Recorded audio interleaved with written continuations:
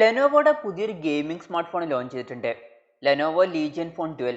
അത്യാവശ്യം നല്ല ഫീച്ചേഴ്സുമായിട്ടാണ് ഈ ഫോൺ വരുന്നത്. അതും അത്യാവശ്യം കുറഞ്ഞൊരു പ്രൈസ് റേഞ്ചിൽ. ഇന്ന് നമ്മൾ നോക്കാൻ പോകുന്നത് ലെനോവോ ലീജിയൻ ഫോൺ ഡ്യുവൽ എന്ന ഫോണിന്റെ വിശേഷങ്ങളാണ്. അതിനു മുമ്പ് ഇതുപോലുള്ള വീഡിയോസ് ഇനിയും കാണാൻ താല്പര്യമുണ്ടെന്നുണ്ടെങ്കിൽ ഈ ചാനലും സബ്സ്ക്രൈബ് ചെയ്യാവുന്നതാണ്.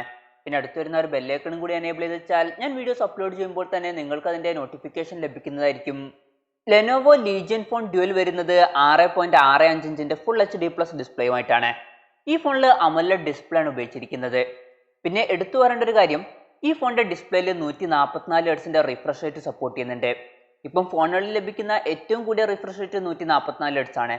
അത് നമുക്ക് ഈ ഫോണിൽ ലഭിക്കുന്നുണ്ട്. പിന്നെ ഈ ഫോണിൽ 240 ഹെർട്സിന്റെ ടച്ച് സാമ്പിളിംഗ് റേറ്റും നമുക്ക് ലഭിക്കുന്നുണ്ട്. അപ്പോൾ നല്ലൊരു ടച്ച് എക്സ്പീരിയൻസ് ഈ ഫോണിൽ നമുക്ക് ലഭിക്കും. 19.5:9 എന്നുള്ള ആസ്പെക്ട് റേഷ്യോയിലാണ് ഈ ഫോൺ വരുന്നത്. പിന്നെ എടുത്തു പറയേണ്ട ഒരു കാര്യം, ഈ ഫോണിൽ നമുക്ക് പോപ്പപ്പ് സെൽഫി ക്യാമറ ആണ് ലഭിക്കുന്നത്. പോപ്പപ്പ് സെൽഫി ക്യാമറ എന്ന് പറയുമ്പോൾ സാധാരണ ഫോണുകളിൽ കാണുന്ന പോപ്പപ്പ് സെൽഫി ക്യാമറ അല്ല ഈ ഫോണിൽ വരുന്നത്. സാധാരണ ഫോണുകളിൽ ഫോണിന്റെ മുകൾ ഭാഗത്തായിട്ടാണ് പോപ്പപ്പ് സെൽഫി ക്യാമറ വരുന്നത്. പക്ഷേ ഈ ഫോണിൽ അങ്ങനെയല്ല. ഈ ഫോണിൽ ഫോണിന്റെ സൈഡിലാണ് പോപ്പപ്പ് സെൽഫി ക്യാമറ വരുന്നത്.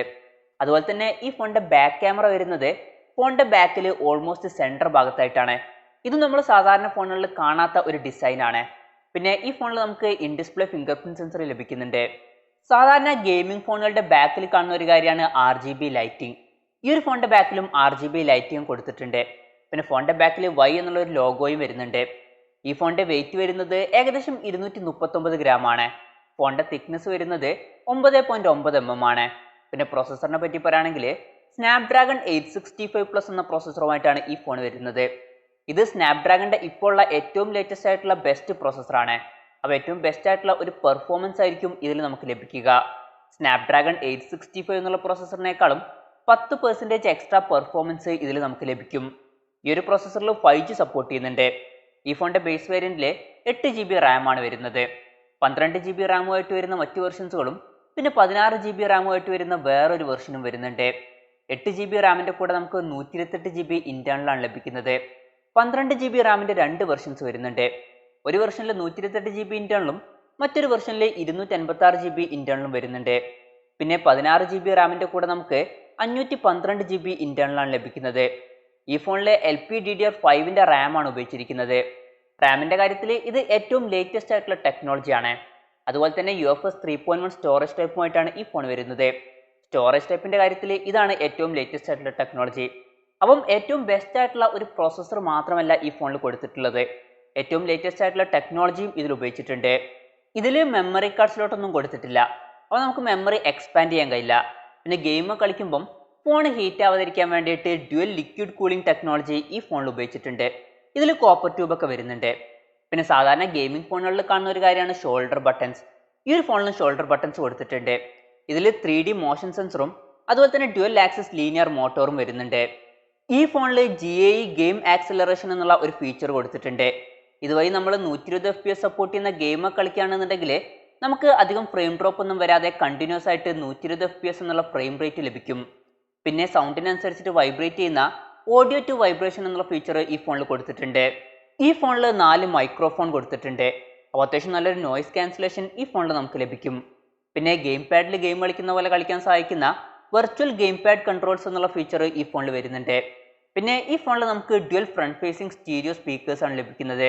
ഡയറക്റ്റ് ഓഡിയോ സപ്പോർട്ട് ചെയ്യുന്നുണ്ട്. പിന്നെ ഈ ഫോണിൽ 3.5 mm ഓഡിയോ ജാക്ക് കൊടുത്തിട്ടില്ല. ആൻഡ്രോയിഡ് 10 ബേസ് ചെയ്തിട്ടുള്ള ലീജിയൻ OS സോഫ്റ്റ്വെയറുമായിട്ടാണ് ഈ ഫോൺ വരുന്നത്. ഈ ഒരു സോഫ്റ്റ്വെയർ നമുക്ക് ഹൊറിസോണ്ടലായിട്ടും യൂസ് ചെയ്യാം. അതായത് ഫോൺ ചെരിച്ചു പിടിച്ചിട്ടും ഈ ഒരു സോഫ്റ്റ്വെയർ നമുക്ക് യൂസ് ചെയ്യാൻ കഴിയും. പിന്നെ ക്യാമറയെ പറ്റി പറയുകയാണെങ്കിൽ ഫോണിന്റെ പിന്നിൽ ഒരു ഡ്യുവൽ ക്യാമറ സെറ്റപ്പ് ആണ് വരുന്നത്. 64 മെഗാപിക്സലിന്റെ f1.89 അപ്പേഴ്സിൽ വരുന്ന മെയിൻ സെൻസറാണ് വരുന്നത്. പിന്നെ 16 മെഗാപിക്സലിന്റെ f2.2 അപ്പേഴ്സിൽ വരുന്ന അൾട്രാ വൈഡ് ആംഗിൾ ലെൻസ് വരുന്നുണ്ട്. ഇതിന്റെ ഫീൽഡ് ഓഫ് വ്യൂ വരുന്നത് 120 ഡിഗ്രിയാണ്. പിന്നെ ഫോണിന്റെ ഫ്രണ്ടിൽ നമുക്ക് 20 മെഗാപിക്സലിന്റെ f2.2 അപ്പേഴ്സിൽ വരുന്ന സെൽഫി ക്യാമറ ആണ് ലഭിക്കുന്നത്. നമ്മൾ ഗെയിം കളിക്കുന്ന സമയത്ത് തന്നെ സെൽഫി ക്യാമറ വെച്ചിട്ട് ഫോട്ടോസും വീഡിയോസും ഒക്കെ എടുക്കാൻ സഹായിക്കുന്ന ഒരു ഫീച്ചർ ഈ ഫോണിൽ കൊടുത്തിട്ടുണ്ട്. പിന്നെ ബാറ്ററിയെ പറ്റി പറയുകയാണെങ്കിൽ ഈ ഫോണിൽ 2 ബാറ്ററി വരുന്നുണ്ട്. 2500 mAh 2 ബാറ്ററി. അപ്പോൾ ടോട്ടലായിട്ട് നമുക്ക് 5000 mAh ബാറ്ററി ലഭിക്കുന്നുണ്ട്. പിന്നെ എടുത്തു പറയേണ്ട കാര്യം, ഈ ഫോണിൽ 90 വാട്ടിന്റെ ഫാസ്റ്റ് ചാർജിങ് സപ്പോർട്ട് ചെയ്യുന്നുണ്ട്. 90 വാട്ടിന്റെ ഫാസ്റ്റ് ചാർജിങ് എന്ന് പറയുമ്പോൾ നമ്മൾ നേരത്തെ പറഞ്ഞു ഇതിൽ 2 ബാറ്ററി വരുന്നുണ്ട് എന്നുള്ള കാര്യം. അപ്പോൾ 2 ബാറ്ററി നമുക്ക് ഒരേ സമയം ചാർജ് ചെയ്യാൻ കഴിയും. ഓരോ ബാറ്ററിയിലായിട്ട് 45 വാട്ടിന്റെ ചാർജിങ് സ്പീഡ് നമുക്ക് ലഭിക്കും. അപ്പോൾ ടോട്ടലായിട്ട് നമുക്ക് 90 വാട്ടിന്റെ ചാർജിങ് സ്പീഡ് ലഭിക്കും. പിന്നെ കമ്പനി അവകാശപ്പെടുന്ന കാര്യം ഏകദേശം 10 മിനിറ്റ് കൊണ്ട് തന്നെ ഈ ഫോൺ നമുക്ക് 50% വരെ ചാർജ് ചെയ്യാമെന്നും അതുപോലെ തന്നെ 30 മിനിറ്റ് കൊണ്ട് തന്നെ ഈ ഫോൺ ഫുള്ളായിട്ട് ചാർജ് ചെയ്യാമെന്നുമാണ്. പിന്നെ ടൈപ്പ് സി ചാർജിംഗ് പോർട്ടുമായിട്ടാണ് ഈ ഫോൺ വരുന്നത്. ഈ ഫോണിൽ 2 ടൈപ്പ് സി ചാർജിംഗ് പോർട്ട് വരുന്നുണ്ട്. ഈ ഫോണ് ഇപ്പം ഇന്ത്യയിൽ ലോഞ്ച് ചെയ്തിട്ടില്ല. ഇപ്പം ചൈനയിലാണ് ഈ ഫോൺ ലോഞ്ച് ചെയ്തിരിക്കുന്നത്. ഈ ഫോണിന്റെ ബേസ് വേരിയന്റിന്റെ വില വരുന്നത് ഏകദേശം 36,000 രൂപയാണ്.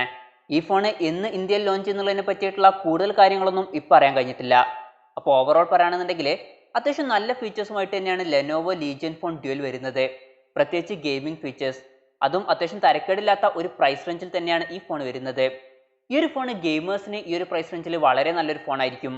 എന്തായാലും ഈ ഫോണിനെ പറ്റിയിട്ടുള്ള നിങ്ങളുടെ അഭിപ്രായം ജസ്റ്റ് ഒന്ന് കമന്റ് ചെയ്യുക.